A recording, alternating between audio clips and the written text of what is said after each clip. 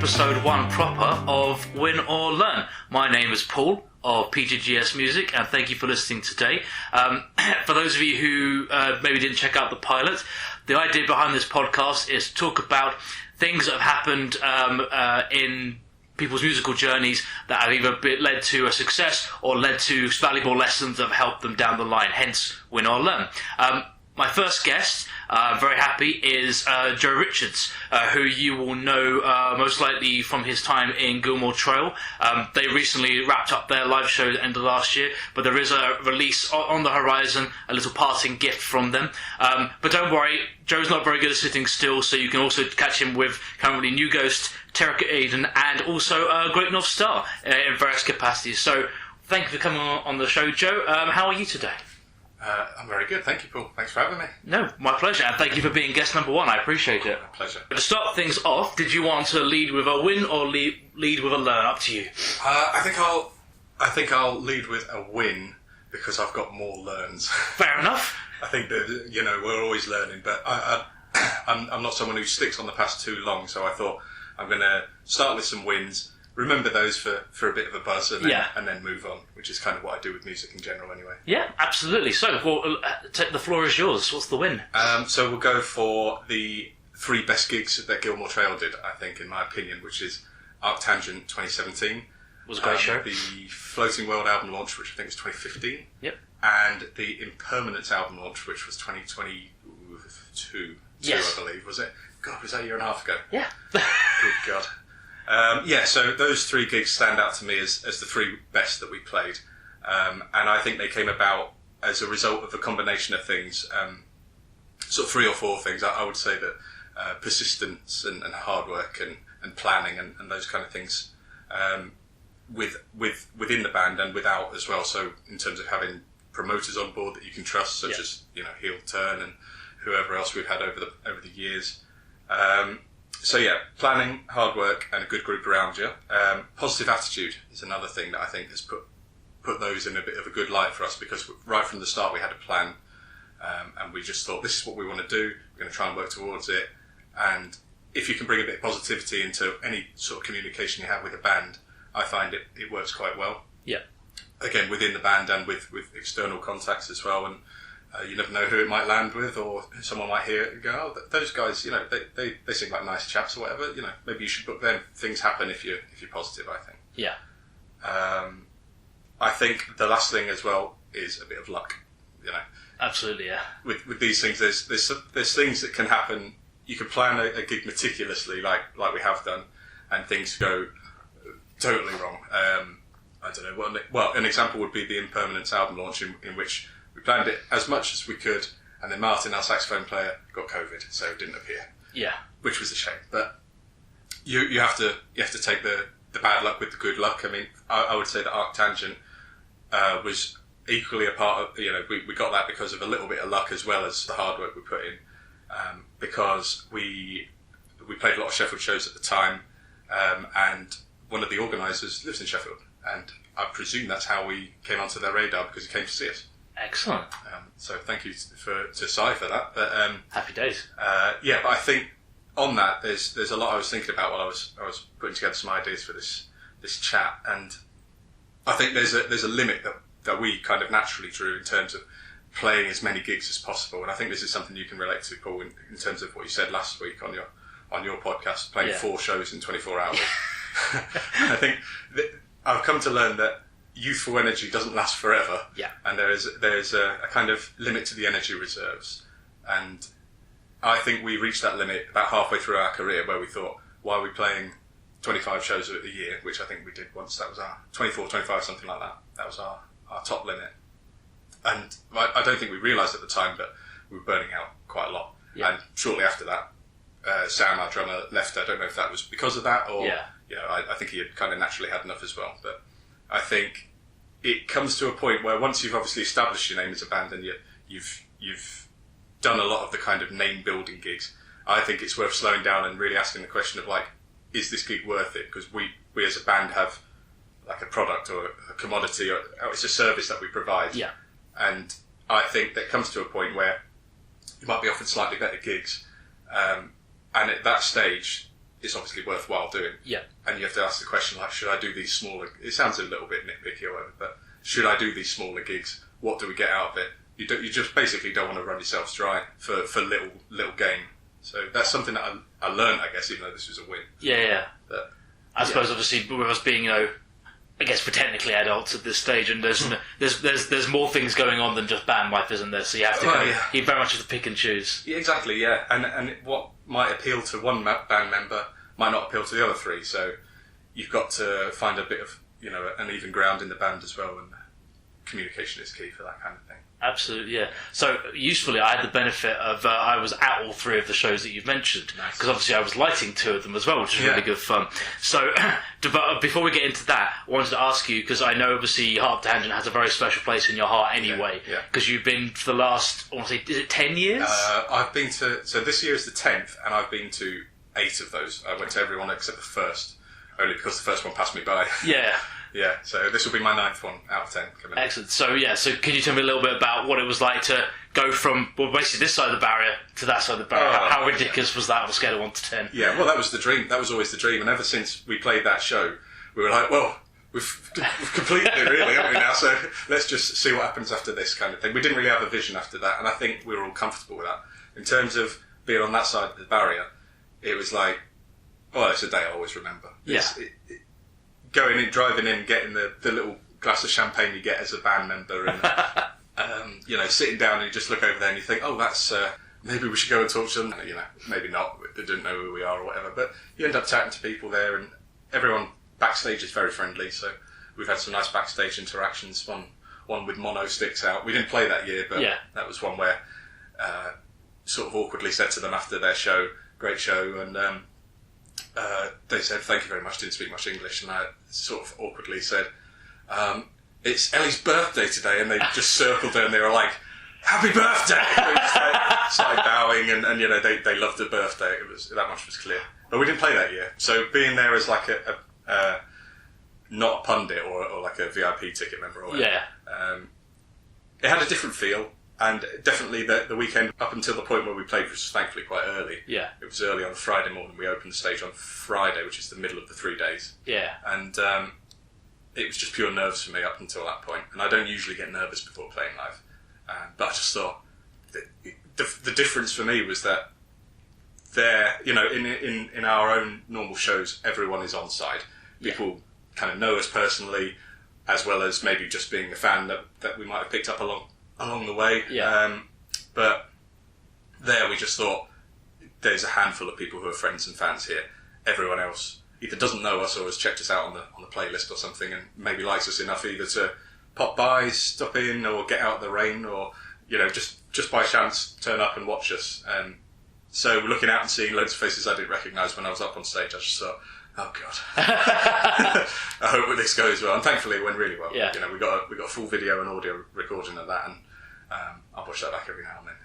It's a nice thing to relive that one. Absolutely, and it helps being somewhere like Heart Tangent. Obviously, you know better than anyone that it's the kind of festival when there's a band on first thing, they tend to have a full tent because it's full of music nerds like us. Yeah. People have got up earlier to go and see the pedal displays and all this. You've got your Boss tent and well, it used to anyway. And so people are up and they're the music fans. They're the ones that are there because they want to see bands as opposed to be at a festival. Yeah, and get hammered.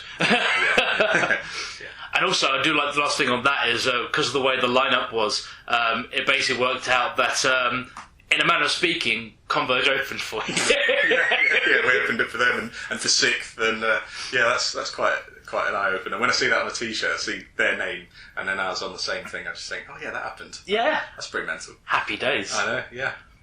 Cool beans. And then obviously with the 2 album launch gigs, because obviously I had the benefit of being involved in the fairly meticulous process for those ones as well. So, and with the Impermanence one, that was on the back of the tour dates you did as well, wasn't it? Yeah, that's right. Yeah, so the touring took a lot of planning, and it's not easy to plan shows these days. Well, maybe for post rock bands, I don't know. Yeah, especially if that's the case, but. It was hard work planning it, but it all kind of came together, and then there was obviously extra planning on the Sheffield homecoming. We had special posters made. Gaz from Hilton, he obviously curates the evening around us, and he built a playlist for in between the songs, which was carefully chosen by members of the bands and by himself, and and afterwards it was a planned party and that which people stuck around from. So it was great. It's just like a celebration of our band, which is something which I think is really really noteworthy in my history of playing music. Absolutely, yeah. Yeah, just like a party for the band, and I'm like, this is crazy, really. Well, nice tip of the cap, if nothing else. Yeah, so. exactly. Yeah, which I know, just to think that our music means anywhere near what I think that it might suggest it means to people is like, well, it's very humbling. It makes it worthwhile. Yeah, absolutely. Cool beans. So, is there anything else you want to add on those, or do you want to? Should we start digging into some learns? Yeah, I think. Well, it kind of leads in, I suppose. But what the main learn I got from those gigs is to say no. The power of saying no, thank you, preferably. Yeah. Is a very good weapon to have in a band's arsenal.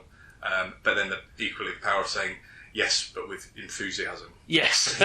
And just the positivity and enthusiasm, it goes a long way. If a promoter has never heard of your band and offers you, well, obviously they might have heard of your band and offers you their first gig for you, just go for it full. If it's a gig that's worth doing, throw yourself into it, and then you'll be remembered for it, even if it goes tits up on the night. Yes. Think, oh, they were very enthusiastic, and they were definitely up for it. So yeah. So what next on the learn side then? What jumped out at you while you were thinking about this?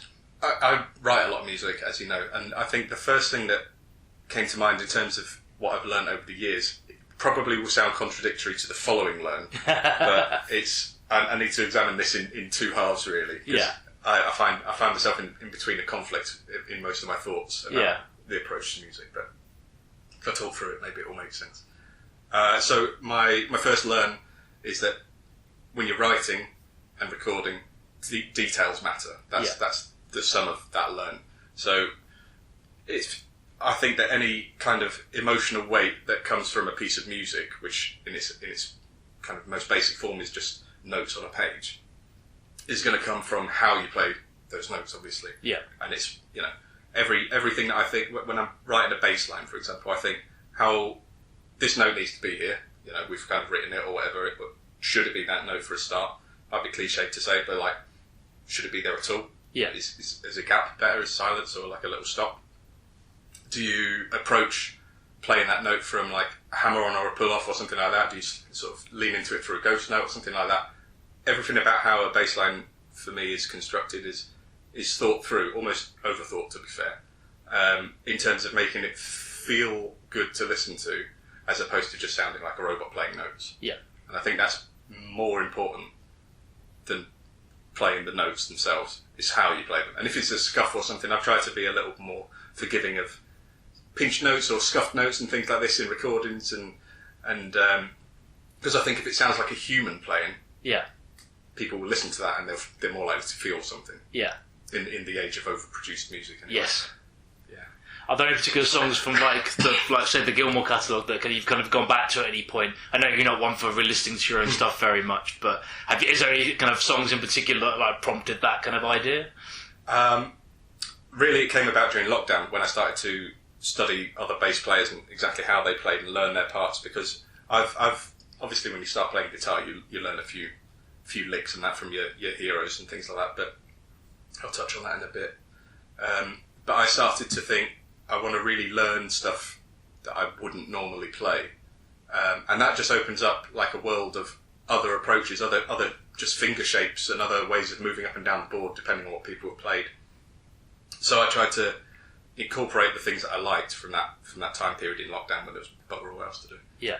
Into the writing in Impermanence. So no, not Impermanence. Wildfire. Sorry. Yeah. Which is our new track. So in that, for example, there's lots of gaps which I didn't used to play. There's lots of I use quite a lot of harmonics in my playing, which comes from listening to people like Jaco Pastorius and stuff. Particularly his work on Hejira by Joni Mitchell, which I recommend to anyone. That's like the best bass album ever for me. That one. So just adding in things like that, like flourishes, not repeating. I don't like repeating myself so much. I very rarely play the same note twice in a row. I always like to sort of switch, jump up a note or down a note or go back and forth. I don't really tremolo pick or anything like that. It's just always changing notes. That's kind of what's become my style, I think. And I try to get as much of that into Wildfire, which also has some kind of like funk playing, because I was listening to a lot of Motown during lockdown as well. So if people hear it after the sort of middle drone section of that, it's kind of bouncy, it's quite funky, lots of hammer-ons and pull-offs and that, and it's almost cheeky against the guitars. It's like, I can't really believe that didn't get filtered out to the rest of the band. But so things like that, just absorbing the influences and things like that. Yeah, but details is I'm a details guy, and I think if you approach the music when you're writing it and rehearse it in that way, when you come to play it live, people will feel the music better. Yeah.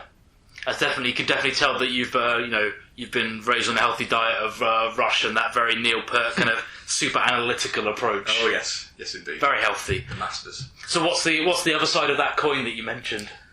I've come to view a piece of music as something that's greater than its composition, if that makes sense. Yeah. It becomes like a living thing, either a studio or a live recording.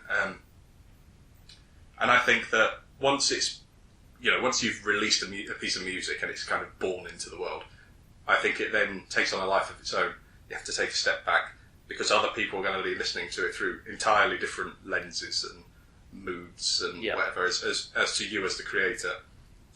You might send it off to a label and they might be listening to it on a bad day or something, they might have, pissed off or something like that, and they listen to it and they go, that's rubbish.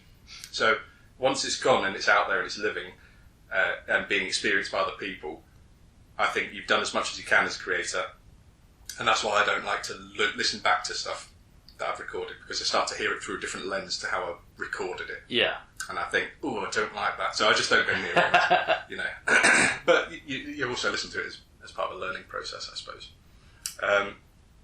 And in doing that, I think I've had to check my ego a little in terms of production, because I think sometimes I think, that's cool, Phil. Turn that Phil up, please. And it just makes the music suffer as a result, because you're putting too much of yourself into a mix, into a song, when really other parts should be breathing and existing in their own right. And so I've had to, I don't like to feel the hand of the author in music, if that makes sense. I don't like to, because I've produced so much music alongside Danny and our band. Yeah, I can hear alternation now. Do you know what I mean? So I can hear when someone's applied a fade off or a reverb or some sort of thing like that. So the goal is get as much detail in as you can without making it like a static item that just festers over time and doesn't evolve with listens and things like this. So I think, your favourite albums ever, you'll hear new things in them all the time, and that's the detail. Yeah. At the same time, you love them pretty much instantly because of the feel. And in terms of the piece of music becoming like a living thing, I talk with my music nerd buddies about the concept of living music, and that is once a song is born and it's out there, it's its own thing. When you play it live again, I think it should be different every time, because it evolves with you. Because as you get older, you might change your playing style, you might change your you might start to see the world in a different light. That might affect the way you approach your instrument. And if a song is the exact same thing, Dream Theater fans will probably be annoyed with me saying this, but if it's the same exact performance every time, I'd just rather sit at home and listen to it. Yeah, no matter how stellar that performance is the first time you hear it. Exactly, yeah. And I think that comes into play with mistakes. And I've never been someone who is too bothered about mistakes playing live. Not saying I don't make them, because I do. But then I think, if you make a mistake, if you play a wrong note, well, one important thing I learned from that Victor Wooten book I told you is that you're always one note away from the right note. Yeah. Just because of the way the scales let sort of fall. But if you play a note wrong and then you slide it up or down to the right note, someone in the audience might see that and go, that was a nice save. Yeah. And that will make that a personal experience for that band, for that audience member. Yeah. Because they'll go, oh yeah, I remember that when he did that. Obviously not as small as that. Someone's drumstick might fly out of their hand or something, and they quickly grab another one and continue to fill. Yeah. I love seeing that, because it's musicianship in action, and I'm not interested in like robots playing music. Yeah. With the exception of Meshuggah. But that's a different entity altogether. Exactly. Yeah, they're a beast of their own. Yeah. So I think what I've had to teach myself is that people aren't listening to you in a piece of music; they're listening to your music. So that's why I've had to check my ego quite a few times, because I think, the bass is usually quite quiet in bands. Maybe I'll turn it up a bit because I'm quite a fiddly player. But I don't think that's the right approach. I think that people aren't listening to you, they're using your music for a reason. Your music should be used for either it's like enjoyment or relaxation or adrenaline, if they turn it up nice and loud. and they go, right, I'm going to, blast this out and, feel good about that. No one's sitting there going, I want to listen to the bass through this entire song, apart from maybe my dad. Sounds like a very kind of left brain, right brain conflict, kind of that creative side versus the kind of the analytical side. Yeah, I'm my own worst enemy. But yeah, very, very healthy lessons. So what else do you have on the docket there? The next one is something I touched on earlier in terms of influence. Yeah. And as I say, I found different influences throughout lockdown, started to learn different styles and that. But my learn, I guess, in this ballpark is to take influence from things outside of music. Yeah. Which I don't think is something that I'd really considered until there was a couple of books I read about it. And there was a book in particular called The Inner Game of Music, which I'd recommend for anyone interested in psychology of playing. They also did the Inner Game of Tennis, which I think was the original book, and they refer to you having two selves in terms of a self one being the kind of the brain talking to you and being hypercritical and overthinking everything and blah blah blah, and that can affect your playing. Because the moment for example, the moment you look at your fretboard and you start to see it as like an abstract piece of wood, you just think, what the hell am I doing? What's this thing in my hand? And it just loses all form, and you just think, stop, and you have to shut that out. That's called self one. Self one's the dick. Yeah. Self two is the you might have felt it yourself. I'm sure you have. That's when you're on stage and you're playing a piece of tune, and you might not even realise it, but you're not thinking, and you're just sort of existing on stage, and you can't make a wrong note. And it's the nearest equivalent I've got is, when you're cutting wrapping paper, Christmas wrapping paper with scissors, and then all of a sudden it locks in and you just go whoosh, and you slide, and you just think that's what it is for me. It's just like you just sort of all of a sudden everything is smooth and nice, and you're not thinking, and you're just in the moment, and you get to enjoy yourself then. Yeah. That's the kind of target for me with every show. It doesn't happen every time, but the way that I get there, some people get there, I guess some people settle their nerves with a couple of pints, and with a couple of pints you might sort of think a little bit less and just be a bit more relaxed. That's fine. That's never worked for me, really. I think there's a few people I've heard say that, and I've seen them after a couple of pints, and I don't think it works for them either. But each their own. But for me, I've sort of incorporated a bit of influence from yoga and breathing techniques that I do daily for reasons of anxiety or whatever else, just to calm my mind. And I think if I do those breathing techniques before and during a set while I'm on stage, it kind of shuts down my mind a little bit, and you focus on things like the breath and sensations, and then all of a sudden you're just in this zone. And I wish I'd done that, or sort of started to do that at the time of, say, Arctangent, because Arctangent, the performance itself is a total blur for me. I think I mentally just checked out because I was like, but in saying that, maybe I did. Maybe it was that. Yeah. Maybe I did achieve self two in its purest form. Well, I just didn't take the time to notice it. So as a result, I watched that video back of the live show, and I think I don't remember doing any of this. But equally, on the flip side, for example, with the final show we did, there were so many technical issues. We basically couldn't hear ourselves for most of the entire show. And I watched the performance back, and I think, it's pretty sketchy, to be honest. There's quite a lot of mistakes, but it was quite a heightened emotional day. Yeah. As you know, and there was a lot to think about, a lot of pressure, to be honest, especially with it being our last show. We were filming the final song, Wildfire, which we only had one pop at doing because we never played it live before, and we never will again. So there was just a lot of pressure, and I think on that day, I think I might have achieved self two by just having to check out of my brain. I just there was nothing going on. And then I watched my performance back, and I think I did pretty well, actually. Yeah. There's obvious things that go wrong in the set, and we had to restart a song because my bass cut out and things like that. These things happen. That comes back to the planning. There's always things that you can never plan for. Particularly on a gig of that scale, that many bands as well. We played after 11 bands, and it was like when we went on stage, it was as if we hadn't sound checked at all. All of a sudden, we were just flying blind, and I thought, oh God, we've got 45 minutes left. Yeah. I hope that. So I'm looking at the sound guys who did manage to sort it out for us, Craig and Ryan. So that was great. But it did take like 3 out of 4 songs to get there. Yeah. So thankfully, by the time of the last song, but by that point the damage was done. So I think I did achieve, that kind of checking out sort of thing, and muscle memory takes over, and you can sort of just theoretically enjoy the moment, but I couldn't that time.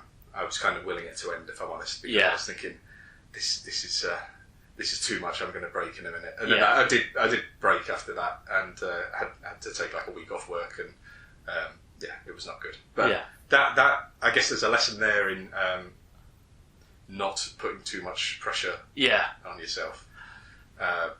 Sometimes it's unavoidable. But I think I should have done a little bit more to take some steps there. Yeah. But there you go. But so to get back to the point, I think that taking influence from, for example, in this case, yoga has really helped me. Yeah. And I enjoy myself live on stage more, even after I'm not drinking at the moment. I've not been drinking for about 2 years. And at the start, I found it hard to enjoy myself live on stage because you don't have that kind of Dutch courage, I suppose. Yeah, there isn't that initial buzz to go, right, I'm already in the place. No, I go on stage feeling a little bit flat, to be honest, and thinking, this doesn't feel normal and that. So I thought something's got to change here, so I started to do the breathing stuff and that. And Joe Warrington taught me a few stretches as well, so we've done that in the past. Huzzah!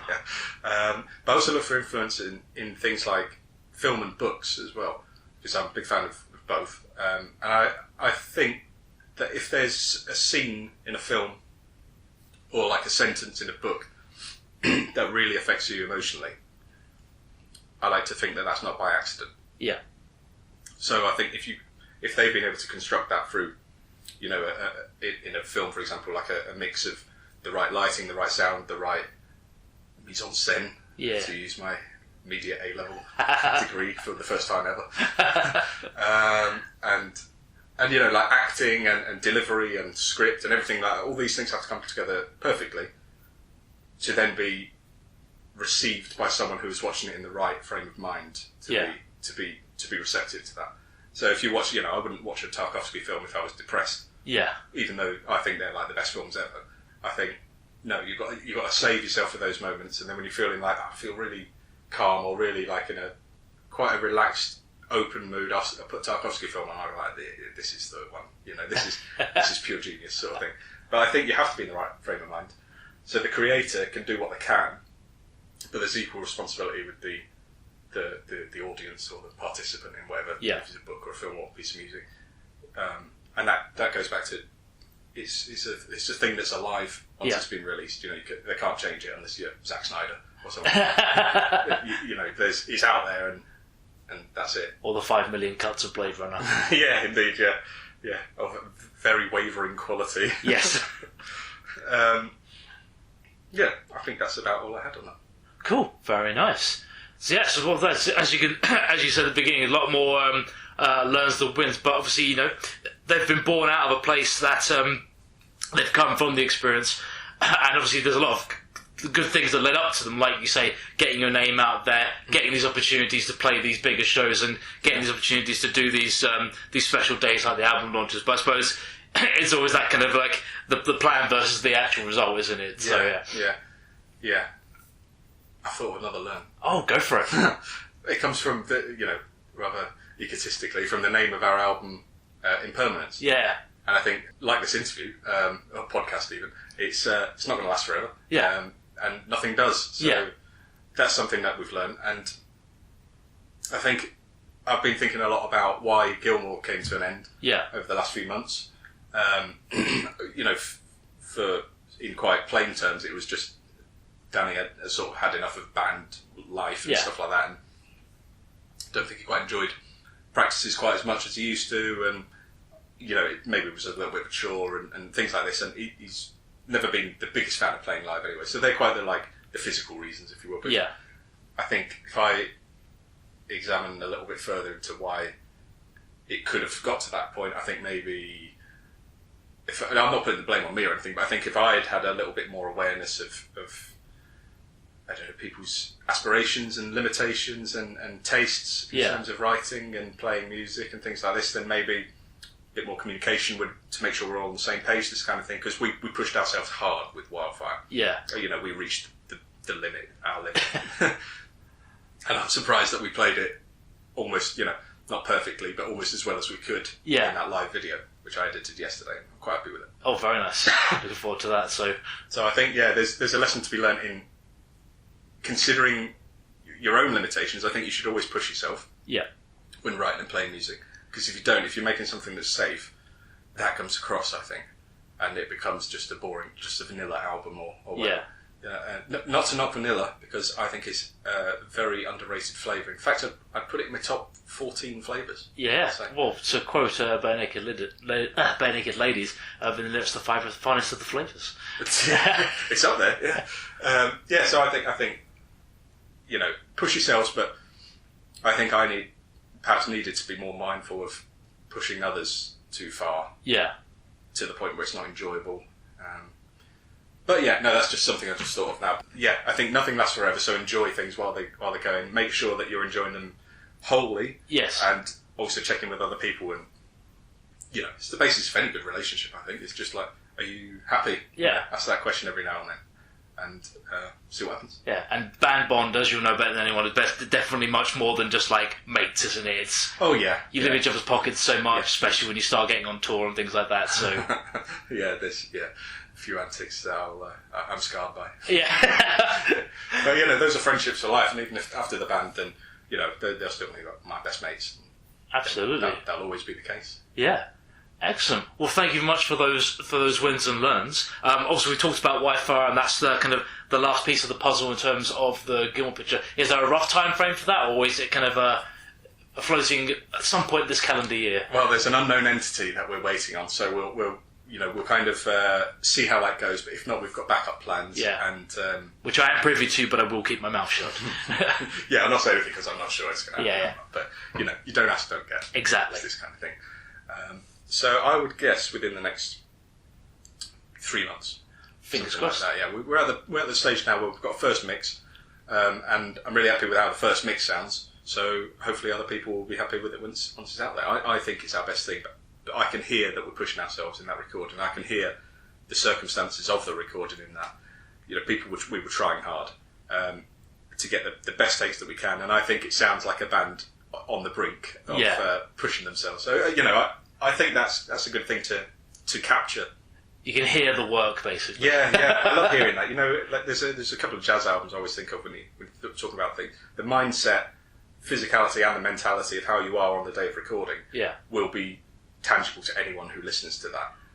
Charles Mingus, there's an album called Muddy Jungle with Duke Ellington and Max Roach and Charles Mingus, and they recorded I think it's 8 tracks, and Charles Mingus, it was a famously angry guy and hard to get along with, and he gets progressively more angry. And if you listen to the tracks in the recorded order, you can really hear it. I remember you telling me about this one. They start to essentially just punch the bass strings by the end of it, but you can hear it, and it makes it like an electric listen, because you can feel what that person's feeling at the time. Like this Coltrane record where it was his last the final recording, and he died about 2 months later. He was in the throes of liver cancer. He was in constant pain every day. He knew he was going to die. And if you hear that final recording, you know it. You can hear that that's a man who knows he's going to die soon. Yeah. And it's just if you like free jazz. Yes. Which I can understand. Some people don't. But yeah. I actually, just to contradict myself, because I said people aren't listening to music to listen to you. With, I guess, jazz records, you kind of are. When it's someone's solo turn, you're listening to them because you want to hear how they felt in that time. So is their name on above the door? Yeah, the band leader. Yeah. There's a great Derek Bailey record called Carpool Tunnel where he recorded because he started to lose his hand movement, and his music's pretty free anyway. Yes. As an understatement, but you can hear him struggling, and it's not an easy listen, but it's a recording of an emotion, and indeed a recording of a condition. Yeah. Although it turned out to be, I think it was ALS that it actually was. It was misdiagnosed, so he did die of that. But you've got the sound of someone who thinks they have carpal tunnel, even though they don't. So it's quite a misleading record in a way. But it's very interesting. But yeah, great record. or terrible, depending on your taste. Yeah, and I guess the passion of being able to go, right, this is what I'm dealing with, but I'm going to push through regardless. Yeah, exactly. Yeah, it's brinkmanship. That's it. And if you don't push yourself, if you're playing safe, people will hear that, I think. Absolutely, yeah. And then next show you've got is it New Ghost at Sydney Matilda? Is that the next one? Yeah, that is the next one. I believe that's the 10th of March. Cracking lineup as well. 100-Year-Old Man and Din of Celestial Birds. Yeah, we love both of those bands. They're really nice guys too. And it's been a pleasure getting to know them. I look forward to chatting to those guys. Absolutely.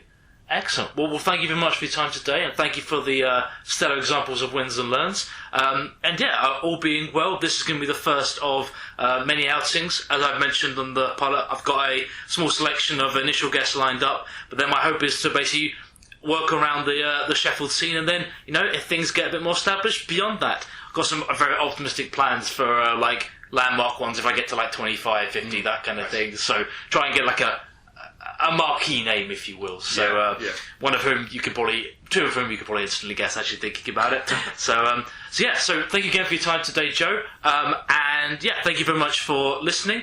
This has been Win or Learn. Again, my name is Paul of PGGS Music, and hope you have a most excellent day. Goodbye.